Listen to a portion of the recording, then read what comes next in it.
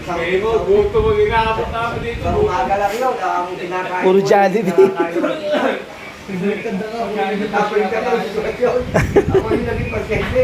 Ako kumakain yung pagkain niya. Oh, sabihin sa nakabangga. Baliktad na. Pagkain lang, alam ko ha, hindi sa pagkain. Hindi ka mo. Ayaw. Bawal ka ang pagkain. Bawal ang pagkain niya. Buti na distansya, laging manok. So, tanga na, pag pasela ka sa pagkain, di mo talaga makain. Oo, talaga. Hindi kayo nakababig pagkain. Alam mo yun, may sakit ka eh, wala kang panlasa eh. Hindi ka panlasaan. Malapit na pala tayo, lumabas eh, 7:10 na. 7:30 no, labas. Hindi, 7:20 pwede na. 7:20 lalabas na kami.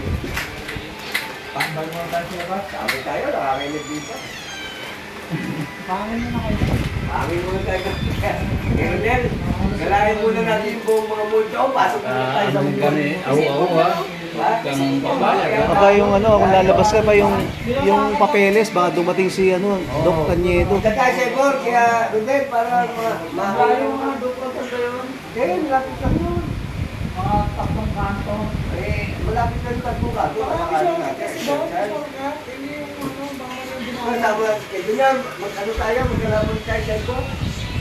Madama lang kayo may gamot. Oo, Ang pagod dyan, pwede na lang lang. hindi ba pwede mag-ano layo? Hindi nyo, ha? Hindi ba? Mamaga pa ako. Hmm.